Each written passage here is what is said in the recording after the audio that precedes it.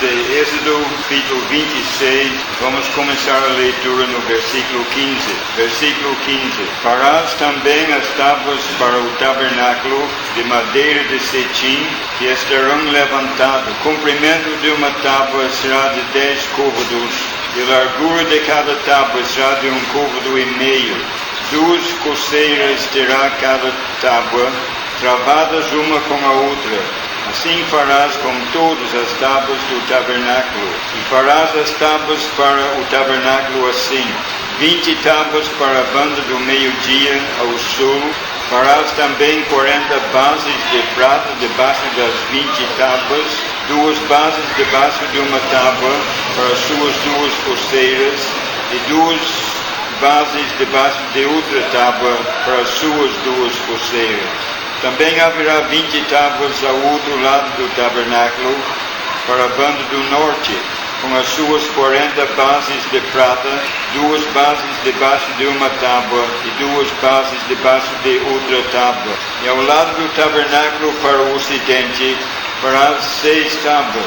Farás também 2 tábuas para os cantos do tabernáculo, de ambos os lados, e por baixo se ajuntarão, e também em cima deles se ajuntarão numa argola. Assim se fará com as 2 tábuas, ambas serão por tábuas para os 2 cantos.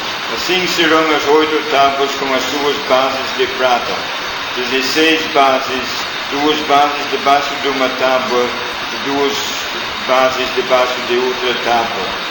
Farás também 5 barras de madeira de cetim para as tábuas de um lado do tabernáculo, e 5 barras para as tábuas do outro lado do tabernáculo, como também 5 barras para as tábuas do outro lado do tabernáculo, de ambas as bandas para o ocidente.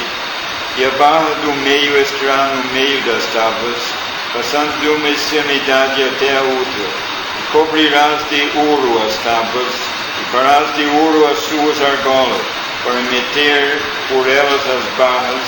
Também as barras cobrirás de ouro.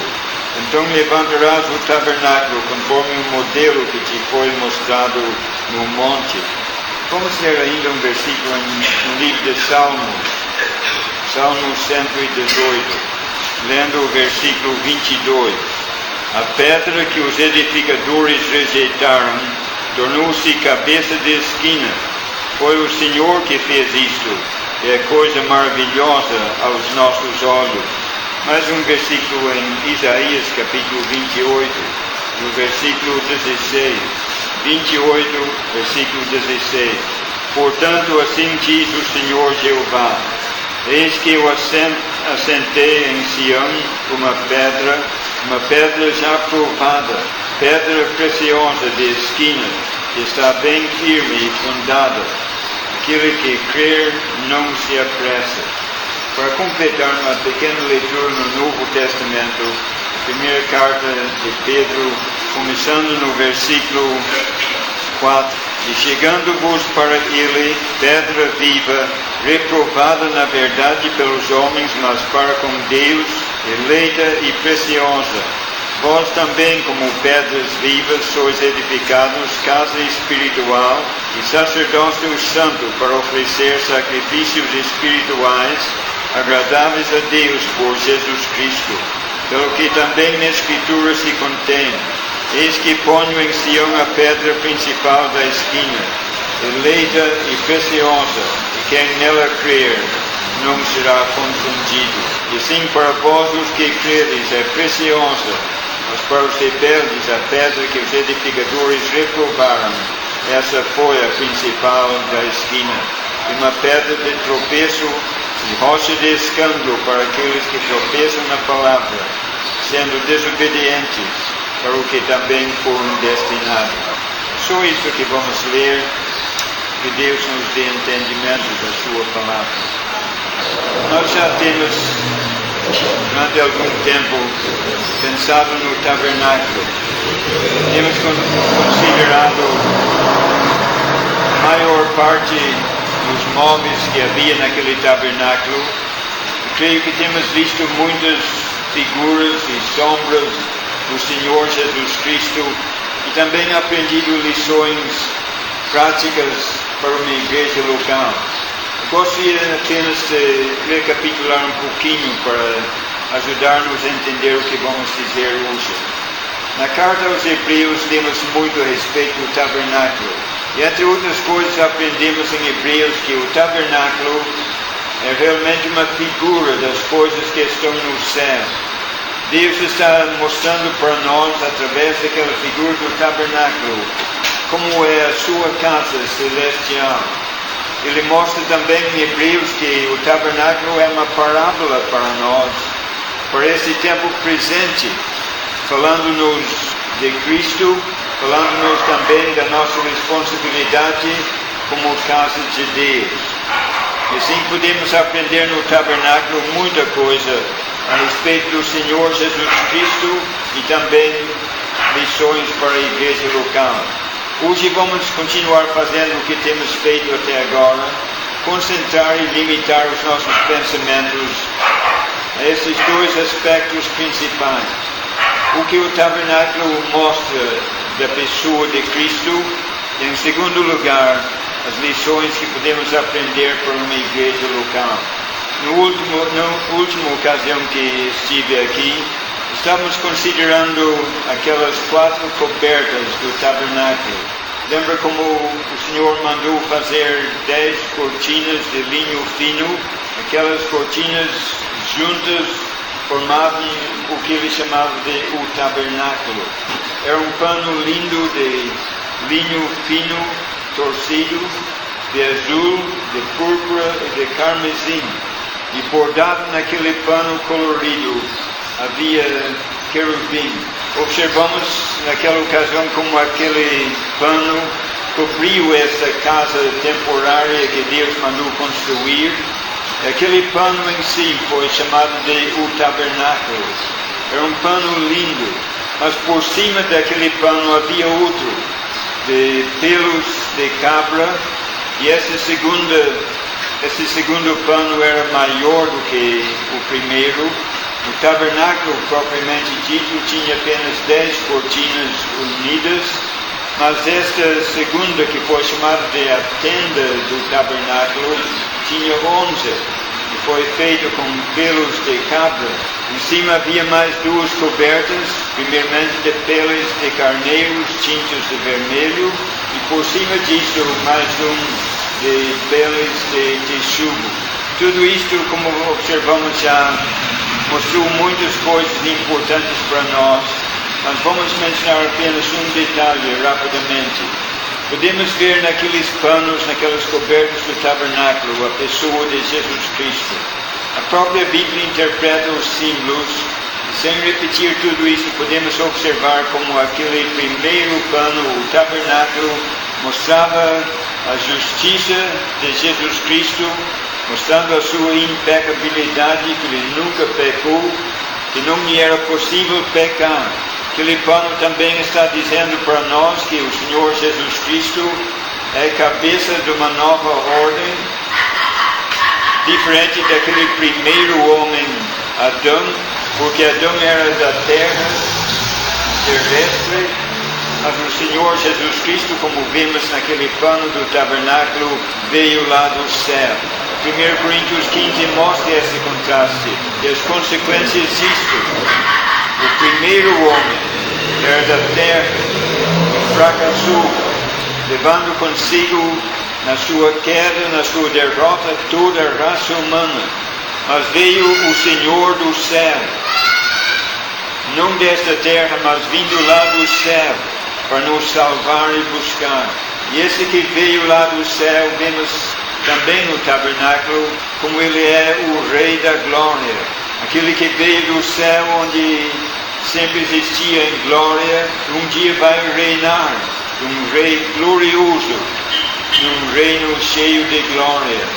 Mas é justamente esta pessoa que nunca pecou, absolutamente puro, que veio lá do céu, que é o Rei da Glória. É ele, como aprendemos naquele tabernáculo, que teria de sofrer, ser pisado e moído por causa das nossas transgressões e sofrer pelos nossos pecados. E aprendemos ainda no tabernáculo como tudo isso era o propósito de Deus. Não aconteceu por acaso, era algo que Deus havia planejado, porque não havia outro meio de salvar o pecador. Somente uma pessoa sem pecado, o próprio Deus Filho, vindo lá do céu, só Ele que poderia nos remir do nosso pecado, ser o nosso substituto e garantir a nossa salvação. Cobrindo aquilo, vimos aquela tenda do tabernáculo de pelos de cabra, fazendo-nos lembrar daquele animalzinho, o cabrito que foi usado no sacrifício pelo pecado. Lembra como mencionamos que em todas as grandes festas dos judeus havia holocaustos, havia outros tipos de sacrifícios, mas sempre havia também um sacrifício pelo pecado, pela expiação do pecado. E para esse sacrifício, para expiar o pecado, tinha de ser um cabrito, fazendo-nos ver no tabernáculo e na tenda que cobria o tabernáculo, como o Senhor Jesus Cristo tirou o nosso pecado. Aquelas duas cobertas por cima que nos falaram tanta coisa na última ocasião, podemos resumir rapidamente dizendo que, em primeiro lugar, tinha aquele peles de carneiro, tintas de vermelho, mas ninguém podia ver aquilo. Mesmo os homens salvos olhando de baixo não viam isso. Aqueles de fora não viam, estava totalmente coberto. Está mostrando o que Deus viu na pessoa de Jesus Cristo. E se voltamos para Levítico e Números e vemos os sacrifícios mais uma vez, descobrimos que o carneiro foi o animal usado na consagração do sacerdote. Até várias vezes é chamado no Velho Testamento de o carneiro das consagrações. E é isso que Deus viu olhando para o Senhor Jesus. Ele viu aquilo que os homens não podiam ver. Naquela vida tão simples, humilde, submisso de Jesus Cristo, havia um coração totalmente consagrado a Deus. A sua comida era fazer a vontade do Pai. Aquela devoção total, aquela consagração plena, sem reservas, agradou tanto ao Pai, e representado por aquela coberta de peles de carneiros. E por cima, aquela coberta de peles de texugo, uma coisa tão áspera, sem beleza alguma, que cobria tudo, fazendo-nos lembrar daquilo que os homens viram. E qualquer homem olhando para o tabernáculo só podia ver isso. As coisas lindas que estavam lá embaixo, lá dentro, ele não enxergava. Ele só viu este pano bem áspero e sem aparência alguma, fazendo-nos lembrar de como os homens viram o Senhor Jesus. Não havia nele nenhuma beleza que desejassem ele. Olhando para ele, falaram: quando a este sabemos de onde ele é, de Nazaré, lugar notório pelo seu pecado, desprezado, como eles desprezavam o Senhor Jesus Cristo. Não viram nele as belezas que Deus viu, e não viram as perfeições que agora nós podemos ver olhando para o tabernáculo. Mas eu tenho repetido tudo isso hoje por uma razão. Vai ajudar-nos a entender as tábuas. Porque hoje temos lido a respeito daquelas tábuas do tabernáculo. Creio que todos sabem que o tabernáculo era apenas uma construção de tábuas, e por cima dessas tábuas, essas 4 cobertas. Uma coisa tão simples. Essas tábuas, apesar de sua simplicidade, falam muito para nós. Falam em primeiro lugar do Senhor Jesus e também mostram a nossa responsabilidade na igreja local. Pense num detalhe: aqueles panos e cobertas tão lindas, tão significantes, seriam totalmente inúteis se não fossem as tábuas. Foram as tábuas que tiveram de suportar e sustentar todo o peso daquelas cobertas. Aquelas cobertas foram jogadas em cima das tábuas para formar a casa de Deus. E as tábuas sustentavam tudo. Mas como eram essas tábuas?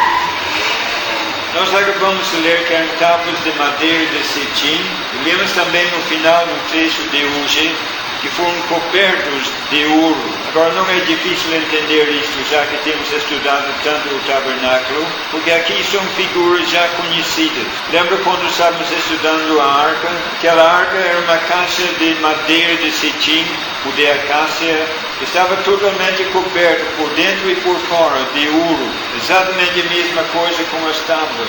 Lembra daquela mesa dos pães da proposição? Aconteceu a mesma coisa, era uma mesa de madeira de cetim, ou acácia, coberta totalmente de ouro. A mesma coisa com aquele altar de incenso. Qualquer um olhando para aqueles móveis, via o ouro, o brilho daquele ouro precioso. Mas por dentro havia madeira de acácia. Lembra quando estávamos estudando aquela parte do tabernáculo? Notamos que quando o Velho Testamento foi traduzido do hebraico para o grego, eles traduziram aquela madeira de acácia ou madeira de cetim da seguinte forma: madeira incorruptível. Era madeira incorruptível. A figura da humanidade do Senhor Jesus Cristo, já que a madeira é algo aqui da terra e é incorruptível, prefigurando a humanidade sem pecado do nosso Senhor Jesus Cristo. Temos visto aquela vida dele sem pecado glorificado, representado pelo ouro que a Bíblia apresenta como símbolo da glória.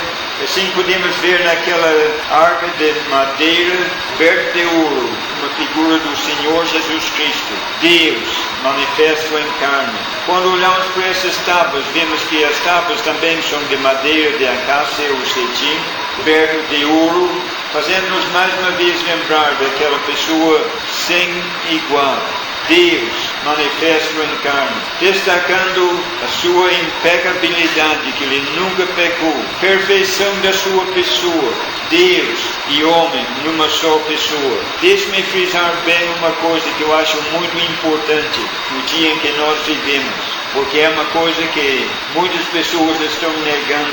Quando Jesus Cristo veio para esse mundo, ele veio como Deus, ele sempre existia na forma de Deus. Antes de vir a esse mundo, ele era Deus, igual ao Pai, igual ao Espírito Santo.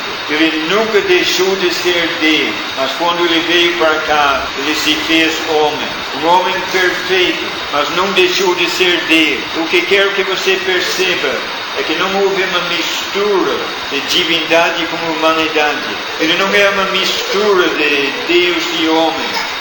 Ele não é uma criatura que não é Deus e não é homem, mas uma mistura dos dois. Nunca houve uma mistura, uma mesclagem das naturezas. Ele sempre foi Deus e continua sendo Deus, porque Deus é imutável. Deus não muda, Deus não perde a sua divindade. Jesus Cristo sempre foi Deus e quando veio a esse mundo continuou sendo Deus, mas veio a ser homem também. E ele é Deus e homem numa só pessoa. Eu sei que você não entende isso, eu também não entendo. Nenhuma mente humana é capaz de entender. É algo que vai muito além da nossa compreensão, mas é isso que está escrito na Bíblia. A Bíblia revela isto. No princípio foi o Verbo estava com Deus, e o Verbo era Deus, e o Verbo se fez carne e habitou entre nós. Colossenses 2,9 diz que nele habita toda a plenitude da divindade. Pense nesse versículo. Nele habita toda a plenitude da divindade. Se você conhece bem aquele versículo, você vai perceber que eu deixei fora uma palavra. Não citei o versículo corretamente, mas eu deixei fora aquela palavra de propósito. Agora quero citar aquela palavra para que você veja a importância disso. Nele habita corporalmente toda a plenitude da divindade. Naquele corpo de carne e osso em que Jesus Cristo andava aqui na terra, naquele corpo habitava toda a plenitude da divindade. Não uma parte da divindade misturada com algo de humanidade, mas toda a plenitude da divindade estava aqui na terra num corpo de carne e osso igual ao nosso. Era Deus perfeito, era um homem perfeito, mas nunca houve uma mistura das naturezas. Aquela madeira de cetim nunca foi misturada com ouro. O ouro cobriu a madeira, mas não havia mistura. E nós devemos lembrar disso, irmãos. E como veremos daqui a pouquinho, nós temos de testificar, proclamar e defender essas verdades contra a pessoa do Senhor Jesus Cristo. Aquelas tábuas então representam o Senhor Jesus Cristo, Deus manifesto em carne. Mas há um detalhe interessante. Logo no primeiro versículo da nossa leitura, lemos que queria fazer essas tábuas de madeira de cetim levantadas. Ele frisa esse detalhe, que essas tábuas iriam ficar em pé, levantadas. Interessante isto, quando lembramos mais uma vez que aquela tábua representa o Senhor Jesus Cristo, o homem perfeito. Não há diferença, diz a Bíblia, porque todos pecaram e destituídos estão da glória de Deus. Adão caiu na tentação e no pecado, e toda a sua raça caiu com ele, e de lá para cá a raça humana vive caindo mais e mais. Mas entre os milhões e bilhões de seres humanos que têm habitado nesta terra, vemos um apenas que não caiu. Noé andava com Deus antes do dilúvio, em dias difíceis, mas depois, quando tudo tornou fácil, Noé caiu em pecado. Pense nos melhores homens do Velho Testamento e todos eles caíram. Mas eis um, diferente dos demais, que jamais caiu e jamais poderá cair. O Senhor Jesus, aquela tábua levantada, ficando em pé, prefigura a perfeição do Senhor Jesus Cristo.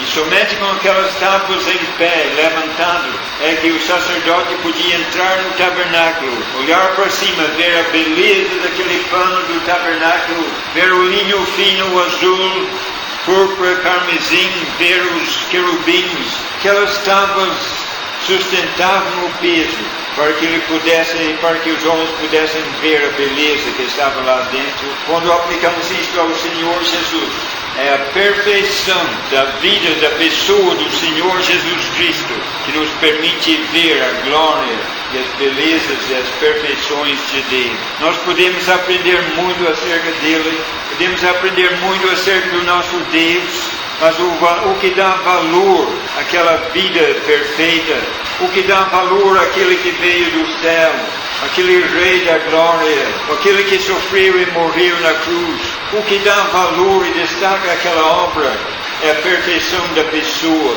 Pense bem nisso.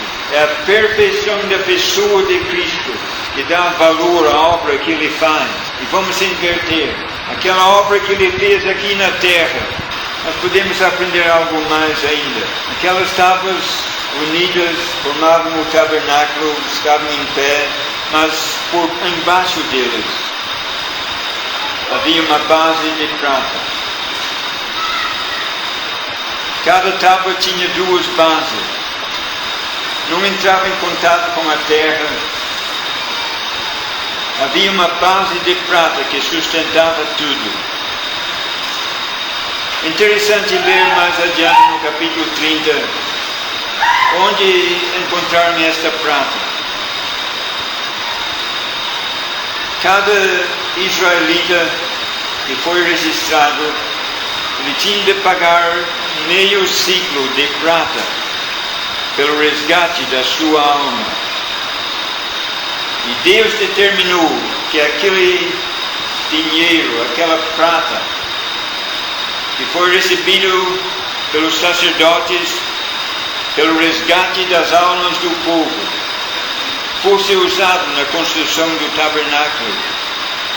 Então essa base de prata foi feita como resgate das almas. Fala-nos do resgate, da redenção. Lembra como lemos em Pedro, capítulo 1, versículo 18? Sabendo que fomos resgatados, não com coisas corruptíveis como prata e ouro, mas com o precioso sangue de Cristo. Mas naquele tempo, em figura, a prata foi usada para pagar pelo resgate das suas almas. E essas tábuas estão descansando sobre esta base sólida e firme. A redenção, o resgate das almas. Tem muita coisa mais que podemos aprender naquelas tábuas acerca do Senhor Jesus Cristo.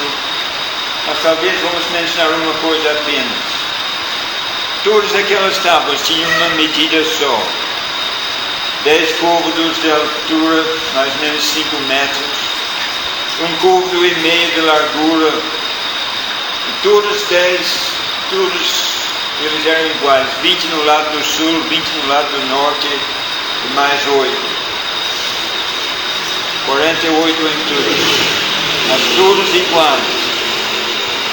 Fazendo-nos lembrar das perfeições do Senhor Jesus mais uma vez, que todas aquelas qualidades boas e virtudes que vemos nele, estavam nele em perfeição. O seu amor para com o pecador era tão grande quanto a sua fidelidade às exigências da justiça de Deus. Nenhuma virtude sobressaía escurecendo o outro. Às vezes nós podemos ser moles demais ou duros demais, mas ele não. Nele todas as virtudes existiam em perfeição. Nenhuma parte sobressaía, as tábuas eram todas iguais. Talvez as mais importantes das tábuas eram as 2 tábuas do canto. Ele menciona separadamente essas 2 tábuas do canto, que realmente seguravam toda a construção. É interessante notar que 2 vezes no Velho Testamento lemos do Senhor Jesus como a pedra da esquina. Talvez prefigurado naquelas 2 tábuas de canto.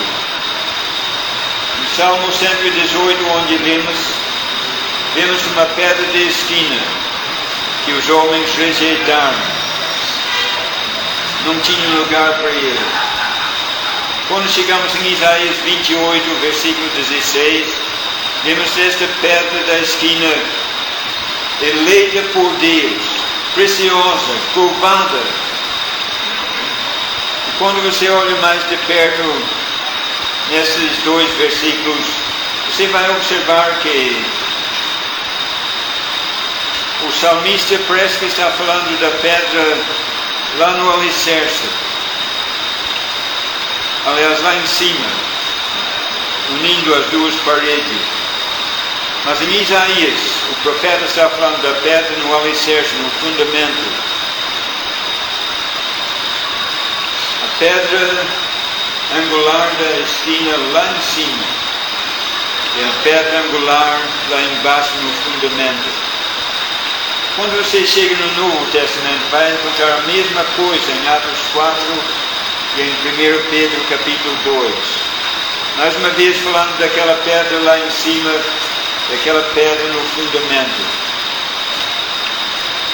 Será que isso está dizendo para nós que Jesus Cristo, que é aquela pedra em ambos os casos, é o primeiro, é o último? Ele é o alicerce, ele é aquele que completa a construção. 3 vezes em Isaías lemos que Deus é o primeiro e o último, 3 vezes apenas em Isaías. 3 vezes em Apocalipse lemos que Jesus Cristo é o primeiro e o último, 3 vezes apenas. E se Deus coloca 3 vezes em Isaías que Deus é o primeiro e o último, em Apocalipse declara 3 vezes que Jesus Cristo é o primeiro e o último, está dizendo que Jesus Cristo é Deus. Talvez você encontre com pessoas que dizem que Jesus Cristo não é Deus, que Ele é inferior, que Ele é uma criatura que Deus criou. Pode saber que isto é mentira. Se Deus declara 3 vezes que Deus é o primeiro e o último, e 3 vezes declara que Jesus Cristo é o primeiro e o último, claro que Jesus Cristo é Deus, não importa o que os homens falam. Mas nos poucos minutos que restam, vamos ver algumas lições para uma igreja local nessas tábuas também. Já falamos que essas tábuas tiveram de sustentar o peso daquelas cobertas, porque o Senhor Jesus, na sua perfeição, podia sustentar aquilo. Podemos aprender muito a respeito de Deus.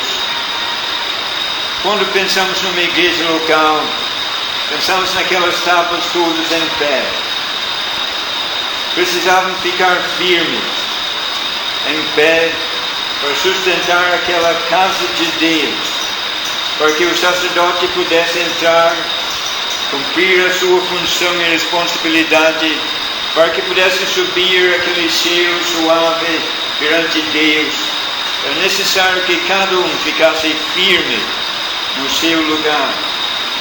Para que isso acontecesse, Deus uniu aquelas tábuas. Havia 5 barras de cada lado, percorrendo a construção toda. Além daquelas 5 barras que uniam todas as tábuas, havia colchetes que travavam um no outro, prendendo as tábuas juntas, formando uma construção só. Faz-nos lembrar, sem dúvida, de Efésios capítulo 4, daquele corpo que Deus tem formado através do batismo no Espírito Santo, o corpo de Cristo. Ele diz em Efésios 4 que é a nossa responsabilidade procurar manter, guardar a unidade do Espírito. Não temos de formar uma unidade, não temos de formar uma união, mas Deus já fez uma unidade. Nós temos de guardar aquilo, como tábuas no tabernáculo, ficando firme no nosso lugar. Haverá muitas tentativas para tirar-nos daquele lugar, para derrubar-nos, para que o testemunho não seja sustentado. Porque somente quando as tábuas ficavam em pé, é que o testemunho do tabernáculo podia ficar sustentado. E se nós não ficarmos firmes, não poderemos manter um testemunho para Deus. E não é fácil. Ele diz em Efésios que precisamos tomar toda a armadura de Deus. Ele repete isso outra vez, para tomar toda a armadura de Deus, para que possamos ficar firmes. Porque nossa luta não é contra carne e sangue. Se aparecem seres humanos querendo nos perseguir, eles não são o verdadeiro inimigo. O verdadeiro inimigo não aparece, não se mostra. Ele usa seres humanos às vezes, mas por trás de tudo isto está um inimigo invisível que procura atacar constantemente. Precisamos de toda a armadura de Deus, para que possamos ficar firmes no dia mau, e tendo feito tudo, ainda permanecer firmes, mantendo aquele testemunho, para que os sacerdotes possam funcionar no tabernáculo, vendo aquilo lá em cima que fala da glória de Cristo, das perfeições do Senhor, adorando e servindo no santuário do Senhor. Interessante, vendo essas tábuas, como já notamos, todas iguais. Não havia uma tábua maior do que outra, dizendo para nós que na igreja local, onde todas as tábuas são necessárias para manter o testemunho, não há uma tábua maior do que outra. Não existe uma hierarquia, um pastor, um bispo, um arcebispo e assim por diante. Mas cada irmão e cada irmã, como membros do mesmo corpo, tem que enfrentar a mesma luta e permanecer firmes para sustentar o testemunho do nosso Senhor Jesus Cristo. E essas tábuas, todas unidas, estão numa base de prata, falando da redenção, do resgate. Isso traz uma lição tão preciosa para nós. Aquelas tábuas não entravam em contato com a areia do deserto. Aquelas tábuas não estavam em contato direto com a terra, estavam separados do mundo. E o que foi que os separava do mundo? O resgate pago por Cristo. Lembro uma vez como o Espírito Santo diz: vós sois templo do Espírito Santo que habita em vós. Não sois de vós mesmos, fostes comprados por bom preço. O resgate, fostes comprados por bom preço, portanto, glorificai a Deus no vosso corpo.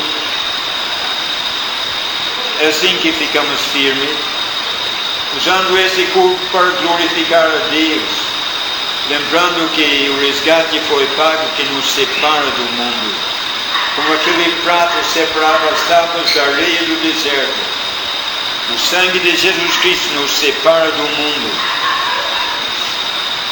E para mantermos o testemunho para a glória de Deus, e sustentar o peso do testemunho da igreja local, precisamos permanecer unidos. Precisamos permanecer firmes contra as astutas ciladas do diabo. Precisamos manter a nossa separação do mundo, lembrando que fomos resgatados por bom preço, não com prata e ouro, por coisas corruptíveis, mas com o precioso sangue de Cristo. Que Deus possa ajudar cada um de nós a lembrar da importância que temos nesse propósito de Deus. Se você quer ver como você é importante no propósito de Deus, olhe para aquele tabernáculo, veja aquelas tábuas, apenas tábuas, mas cobertas de ouro, glória, e cada uma unida às outras, essencial para manter o testemunho e sustentar o peso do testemunho. Deus quer que você seja uma tábua gloriosa. O mundo, olhando para o tabernáculo, nem viu aquelas tábuas. Mas quem entrava dentro, o sacerdote podia ver as tábuas. Podia ver o valor das tábuas. Podia ver a glória dele. Mas o mundo não vê. Mas que cada um de nós possa ter esse desejo, unido aos irmãos e irmãs juntos, sustentando o peso do testemunho. Lembra quando falamos do Senhor Jesus? Foi a perfeição da sua vida que deu valor à obra que ele fez. Nós podemos sustentar o peso do testemunho se as nossas vidas forem como a dele, separado do pecado, consagrado à vontade do Pai, vivendo só por Ele. Talvez algum irmão pense, mas eu gostaria de ser mais do que uma tábua. Mas um dia, quando chegaremos na glória do céu, entenderemos a honra que é nossa. Fazer parte desta casa de Deus, de uma igreja local, mantendo um testemunho. Requer muita resistência porque os ataques são incansáveis. Não param. Vem com astúcia. Mas temos que ficar firmes, mantendo a verdade quanto a Jesus Cristo, anunciando ao mundo as glórias, as belezas dele. Que Deus possa ajudar-nos a meditar nessas coisas, ver algo mais da perfeição do Senhor Jesus e do nosso privilégio de representá-lo aqui na terra durante a sua ausência.